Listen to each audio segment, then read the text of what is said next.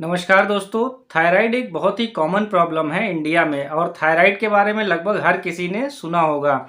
हम लोग आम बोलचाल की भाषा में कह देते हैं कि इस व्यक्ति को या इस महिला को थायराइड की प्रॉब्लम है या मुझे थायराइड की प्रॉब्लम है, लेकिन हम लोग को ये नहीं पता होता कि वाकई में ये प्रॉब्लम होती क्या है और अगर किसी को थायराइड की प्रॉब्लम है तो उससे होगा क्या।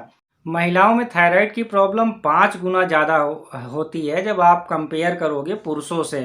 यानी कि भारतवर्ष में अगर देखा जाए तो हर 8 में से एक महिला जो है वो थायराइड से प्रभावित है, यानी कि उसको थायराइड की प्रॉब्लम है। और लगभग आप आंकड़ा देखेंगे तो भारतवर्ष में लगभग 4 से 5 करोड़ लोग ऐसे हैं जिनको थायराइड की प्रॉब्लम है। पर थायराइड दो तरह की होती है, एक होता है हाइपोथायराइडिज्म, दूसरा होता है हाइपरथायराइडिज्म। अब जो 90% केस होता है, 80 से 90% अगर आप एवरेज लेंगे तो वो हाइपोथायराइडिज्म का होता है। और जो 10% या 10 से लेके 20% केस होते हैं वो हाइपरथायराइडिज्म के केस होते हैं। यानी जो हम लोग आम बोलचाल की भाषा में थायराइड थायराइड कहते हैं, एक्चुअल में वो हाइपोथायराइडिज्म की प्रॉब्लम होती है।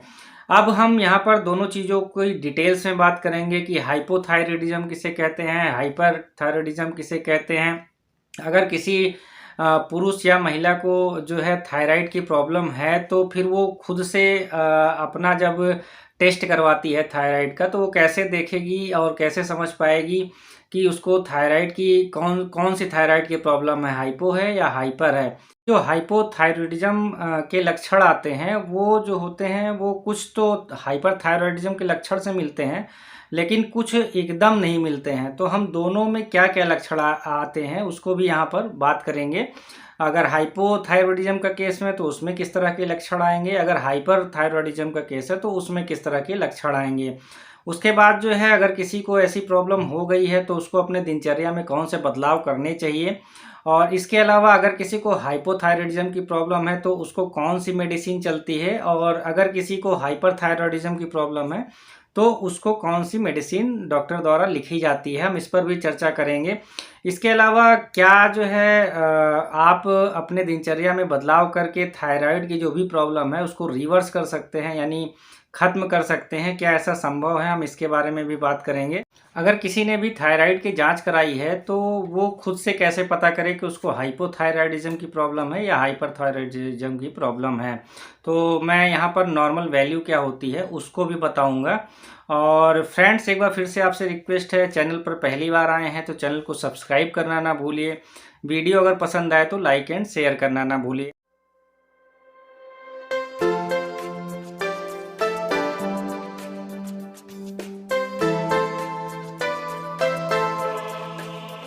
थायराइड एक ग्लैंड होती है जो कि बटरफ्लाई यानी कि तितले के आकार की होती है, और ये हमारी जो श्वास नली होती है और जो खाने वाली नली होती है उसके आगे के हिस्से में गर्दन में पाई जाती है। तो लगभग यहाँ पर जो है ये ग्लैंड पाई जाती है। अब थायराइड ग्लैंड का जो है काम क्या होता है, तो थायराइड ग्लैंड 3 चीज़ें रिलीज करती है, यानी 3 हार्मोन रिलीज करती है। पहला करती है T4 हार्मोन, दूसरा करती है T3 हार्मोन, और तीसरा करती है कैल्सिटोनिन।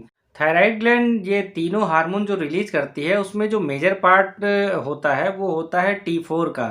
यानी कि जो सबसे ज़्यादा हार्मोन रिलीज करती है थायराइड ग्लैंड वो है T4 हार्मोन, यानी कि थायरॉक्सिन भी बोला जाता है इसे। और थोड़े अमाउंट में ये T3 जिसको ट्राईआइडोथायरोनिन बोलते हैं, और थोड़े अमाउंट में कैल्सिटोनिन रिलीज करती है। लेकिन जो T4 होता है, T4 हार्मोन, उसका बहुत ज़्यादा रोल होता नहीं है क्योंकि वो कन्वर्ट हो जाता है T3 हार्मोन में, और T3 हार्मोन का ही बहुत ज़्यादा रोल होता है। कैल्सिटोनिन जो हार्मोन होता है वो आपके ब्लड में कैल्शियम के लेवल को मेंटेन करता है। जो T3 हार्मोन और T4 हार्मोन होता है इन दोनों को जो है कलेक्टिवली जो है थायराइड हार्मोन भी बोला जाता है। तो जब भी मैं थायराइड हार्मोन की बात करूंगा तो T3 और T4 को कंबाइन रूप से यहाँ पर बोलूँगा। तो थायराइड जो हार्मोन्स होते हैं इनका बहुत ही ज़्यादा मेजर रोल होता है, यानी कि आपकी बॉडी में जितने भी जो ऑर्गन्स पाए जाते हैं, चाहे वो लीवर हो, किडनी हो, हार्ट हो, आपके शरीर की मांसपेशियां हो, हड्डी हो, जेनाइटल ऑर्गन हो, ब्रेन हो, तो ये सबको जो है अफेक्ट करती हैं। क्योंकि जो थायराइड हार्मोन होता है ये आपकी बॉडी के मेटाबॉलिज्म को जो है कंट्रोल करता है। अगर मेटाबॉलिज्म ज़्यादा तेज़ होने लगेगा तो भी नुकसानदायक होगा, और अगर मेटाबॉलिज्म शरीर का कम होने लगेगा तो भी ये नुकसानदायक होगा। अब आप सपोज करिए कि किसी भी वजह से अगर थायराइड ग्लैंड कम काम करने लगे, तो उससे होगा क्या, थायराइड जो हार्मोन यानी T3 T4 जो है उसका रिलीज़ कम हो जाएगा।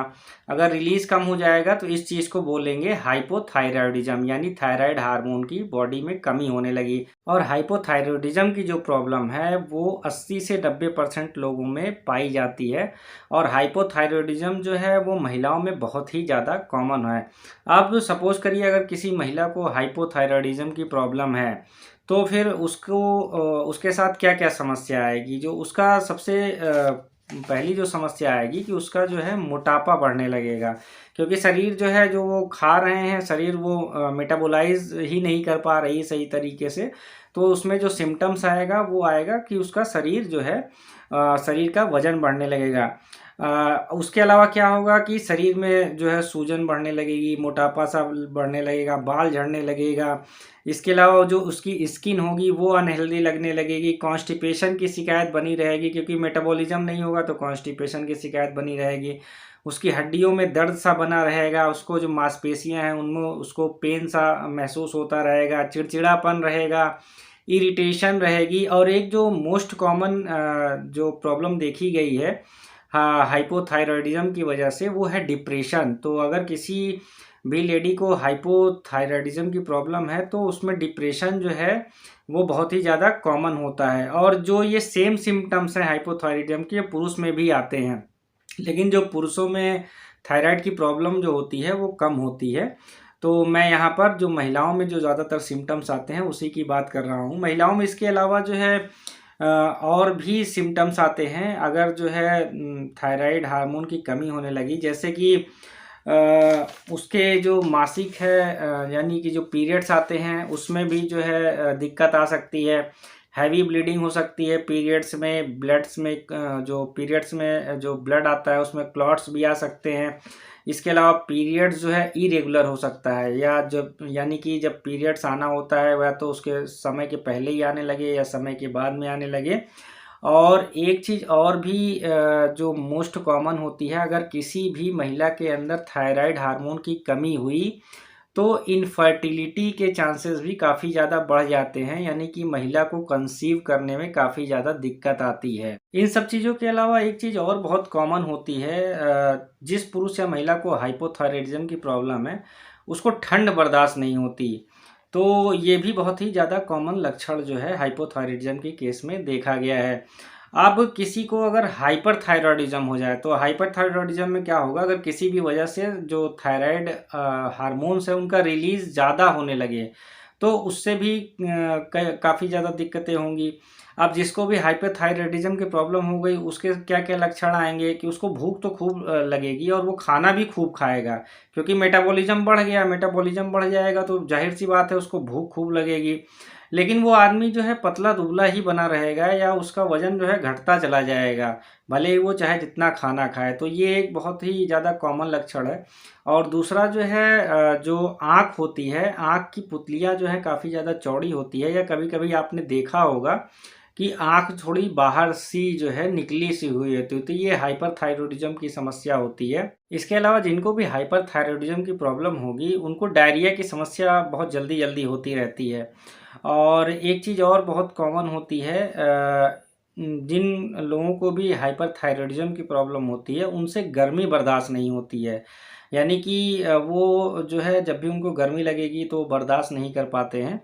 और तो दोनों में ही बिल्कुल अपोजिट केस होता है। अगर हाइपोथायरॉयडिज्म की प्रॉब्लम है तो उसमें ठंड बर्दाश्त नहीं होती, अगर हाइपर थायरॉयडिज्म की प्रॉब्लम है तो उसमें गर्मी बर्दाश्त नहीं होती।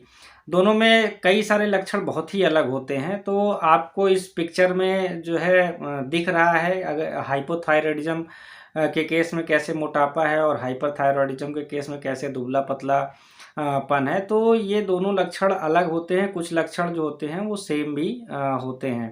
क्योंकि दोनों केस में जो है लक्षण अलग-अलग होते हैं, तो दोनों में ट्रीटमेंट भी बिल्कुल ही अलग होता है, एकदम कोई समानता नहीं होती है। अगर हाइपोथायरॉयडिज़्म का केस है तो उसमें अलग दवाएँ चलती हैं, और अगर हाइपरथायरॉयडिज़्म का केस है तो उसमें एक बिल्कुल भी अलग दवाएँ चलती हैं। एक चीज़ मैं और आपको यहाँ पर बता दे रहा हूँ कि हमारा जो ब्रेन होता है, वो एक हार्मोन रिलीज़ करता है जिसको बोलते हैं थायराइड स्टिमुलेटिंग हार्मोन। और यही हार्मोन है जो कि थायराइड ग्लैंड को बोलता है कि आप थायराइड हार्मोन रिलीज़ करिए। तो जब भी टीएसएच का लेवल जो है वो बढ़ेगा, तो आपका जो थायराइड हार्मोन है यानी T3 T4 का जो लेवल है वो डाउन होगा। तो जब भी आप जब रिपोर्ट कराते हैं तो उसमें टीएसएच का लेवल लिखा होता है, T3 T4 का लेवल लिखा होता है। तो डॉक्टर मेजरली जो होता है वो टीएसएच का जो अमाउंट है उसको देखता है, और जब टीएसएच का लेवल जो है वो गिरेगा तो फिर जो थायराइड हार्मोन है उसका रिलीज बढ़ जाएगा।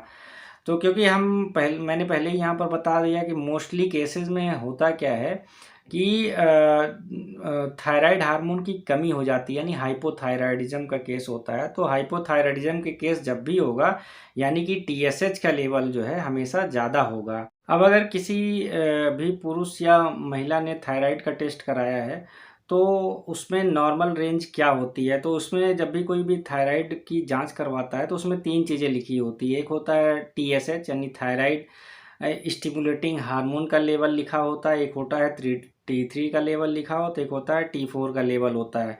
तो डॉक्टर जो होते हैं वो मेजरली क्या देखते हैं, टीएसएच का लेवल देखते हैं। पर क्योंकि आपके रिपोर्ट में T3 T4 भी लिखा होता है तो आप उसको भी देख सकते हैं। पर टीएसएच का लेवल देख के ही पता चल जाता है कि व्यक्ति को हाइपोथायरॉयडिज्म की प्रॉब्लम है या हाइपरथायरॉयडिज्म की प्रॉब्लम है। तो सबसे पहले हम टीएसएच की बात करेंगे। उसका जो 0.3 से लेके 4 MIU पर लीटर, MIU पर लीटर ये यूनिट होती है।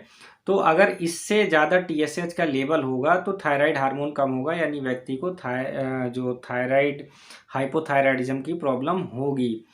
जनरली जो 5 के ऊपर होता है तो फिर वहाँ पर व्यक्ति को ध्यान देने की ज़रूरत होती है और उसको अपने दिनचर्या में बदलाव लाने की ज़रूरत होती है। अगर ये लेवल 8-9 के ऊपर चला जाता है तो फिर व्यक्ति को जो है परमानेंट मेडिसिन स्टार्ट हो जाती है हाइपोथायराइडिज्म की।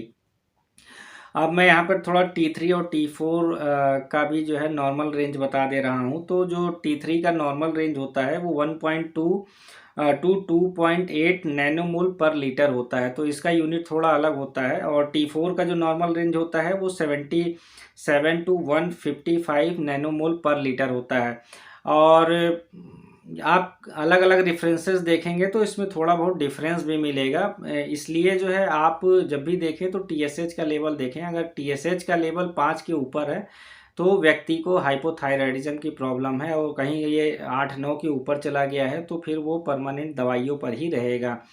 अब अगर जो टीएसएच का लेवल है वो 0.3 के नीचे आ जाए तो फिर क्या होगा कि हाइपरथायरॉयडिज्म की प्रॉब्लम होगी, यानी कि जो थायराइड हार्मोन है उसका रिलीज काफ़ी ज़्यादा बढ़ जाता है, पर ये बहुत ही कम केसेस में होता है। तो जिसको भी हाइपोथायरॉयडिज्म की प्रॉब्लम है और उसका जो टीएसएच लेवल है वो 5 से लेके 8-9 के बीच में है, तो चांसेस ये होते हैं कि वो अगर दवाइयों का प्रॉपर इस्तेमाल करे और उसके साथ में अपनी दिनचर्या में बदलाव करे तो उसका जो थायराइड है वो रिवर्स हो जाएगा, यानी थायराइड की दवाएं उसकी बंद हो सकती हैं और वो ठीक हो सकता है पूरी तरह से।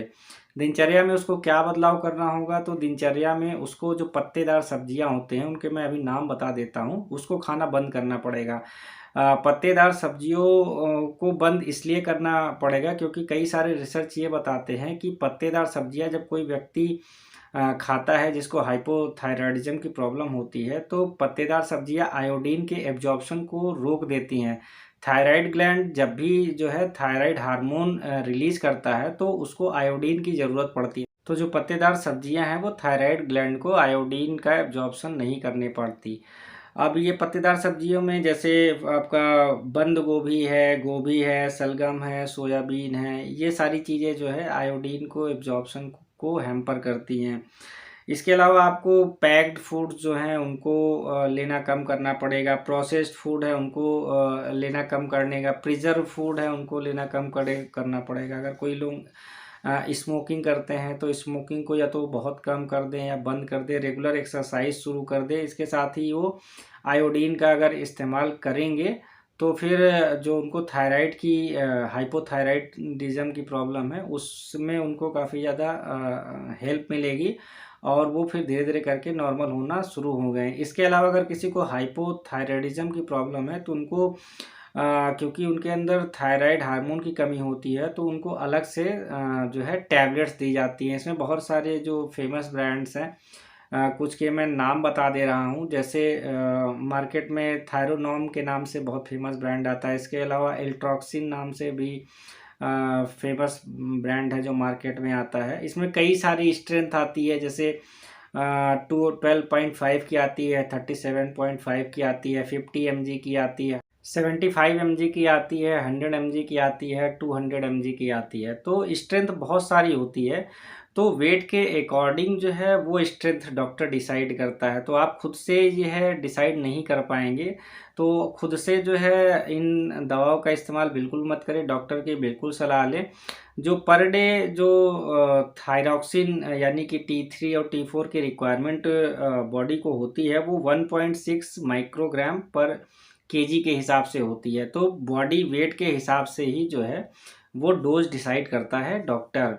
किसी को जब हाइपोथायराइडिज्म की प्रॉब्लम हो जाती है तो उसको अपना जो है जांच बराबर 2-3 महीने में कराते रहना चाहिए, क्योंकि वो व्यक्ति जब डॉक्टर के पास भी जाएगा तो डॉक्टर जब थायराइड की जांच कराता है वो तो फिर वो TSH का लेवल देखता है। अगर थायराइड हार्मोन जो है उसके अंदर जो है बढ़ने लगता है तो फिर वो डोज को एडजस्ट करता है। तो कभी कभी डॉक्टर आप देखेंगे वो स्ट्रेंथ जो है वो बढ़ा के लिखता है, फिर वो उसके कुछ दिन बाद जब आप उसके पास जाते हैं तो फिर वो स्ट्रेंथ कम कर देता है, और फिर कुछ दिन बाद आप जाते हैं तो फिर से वो स्ट्रेंथ बढ़ा देता है। तो ये क्योंकि आपका जो TSH का लेवल है वो घटता बढ़ता रहता है, तो उसी के अकॉर्डिंग जो है डॉक्टर जो दवा का स्ट्रेंथ होता है उसको कम ज़्यादा करता रहता है। तो इसलिए जो है आप परेशान मत होइए, बार बार डॉक्टर मत बदलते रहिए। ये TSH का लेवल क्योंकि घटता बढ़ता रहता है, इसलिए जो डॉक्टर है वो भी जो है जो स्ट्रेंथ है वो कम ज़्यादा करता रहता है। किसी को अगर हाइपोथायराइडिज्म की प्रॉब्लम है और उसको सपोज करिए कि थायरोनॉम चल रही है, तो उसको ये खाना कैसे है, तो इसको सुबह के वक्त खाना सबसे ज़्यादा अच्छा होता है। और इस टैबलेट को लेने के आधे घंटे पहले भी आप कुछ मत खाइए और आधे घंटे बाद तक भी जो है आपको कुछ नहीं खाना है। क्योंकि अगर आपने ये दवा खाई और आधे घंटे के पहले ही आपने कुछ खाना खा लिया तो फिर ये जो इसका एब्जॉर्प्शन ठीक तरह से बॉडी में नहीं हो पाएगा। तो ध्यान रखिए, जो भी थायराइड की गोलियां, हाइपोथायराइडिज्म में थायराइड की गोलियां खाई जाती हैं उसको उसको खाने के आधे घंटे पहले तक भी कुछ नहीं खाना चाहिए और आधे घंटे बाद तक भी कुछ भी खाना नहीं चाहिए। अब बात कर लेते हैं, अगर किसी को हाइपरथायराइडिज्म की प्रॉब्लम है यानी कि उसका थायराइड बढ़ गया है और TSH का लेवल डाउन हो गया है, 0.3 के नीचे चला गया है, तो फिर वो दिनचर्या में क्या बदलाव करेंगे। इनको भी जो प्रोसेस्ड फूड हैं, पैक्ड फूड हैं, पिज्ज़ा बर्गर जैसी चीज़ें हैं, इनको बंद करना पड़ेगा या काफ़ी ज़्यादा कम करना पड़ेगा। अगर स्मोकिंग करते हैं तो स्मोकिंग को कम करना पड़ेगा। स्ट्रेस को घटाने के लिए योगा कर सकते हैं। तो ये सारी चीज़ें जो है इनको अपने दिनचर्या में लानी होगी। इसके अलावा अगर दवाओं की बात करें तो इनकी हाइपरथायराइडिज्म के केस में दवाएं मैंने पहले ही बता रखा है, बिल्कुल अलग होती हैं। तो इसमें मेथिमाजोल टैबलेट्स का या तो डॉक्टर इस्तेमाल कर सकता है। मेथिमाजोल टैबलेट्स के जो ब्रांड्स, एक एक ब्रांड का जो फेमस है उसका नाम मैं बता दे रहा हूँ, उसमें टोपाजोल करके ब्रांड्स आता है। या तो डॉक्टर जो है प्रोपाइल थायो यूरेसिल टैबलेट का इस्तेमाल कर सकता है। इसका जो फेमस ब्रांड आता है वो PTU के नाम से आता है, मैक्लॉयड कंपनी का। या फिर डॉक्टर जो है कार्बिमाजोल टैबलेट्स का इस्तेमाल कर सकता है और इसका जो फेमस ब्रांड आता है वो थायरोकैप के नाम से आता है। तो कोई भी जो है डॉक्टर अपनी प्रैक्टिस के हिसाब से किसी भी टैबलेट का इस्तेमाल कर सकता है। अगर दवाओं से बात नहीं बनती है तो फिर डॉक्टर रेडियो आयोडीन थेरेपी का इस्तेमाल करते हैं, जिससे वो थायराइड ग्लैंड है उसका थोड़ा बहुत पार्ट जो है ये थेरेपी को आजमाने से निकल जाता है, जिससे एक्सेस जो थायराइड हार्मोन रिलीज़ होता है उसका रिलीज़ कम हो जाता है। अगर इससे भी बात नहीं बनती तो फिर लास्टली जो है सर्जरी ऑप्शन होता है, तो सर्जरी के माध्यम से कुछ पार्ट जो है थायराइड ग्लैंड का डॉक्टर अलग कर देता है, जिससे कि थायराइड हार्मोन का जो ज़्यादा रिलीज़ होता है वो जो है वो नॉर्मल हो जाता है। तो ये जो है हाइपोथायरॉयडिज़म का ट्रीटमेंट होता है। तो फ्रेंड्स, आपको ये मेरी वीडियो कैसे लगी कमेंट बॉक्स में कमेंट करके ज़रूर बताइएगा। आपका बहुत बहुत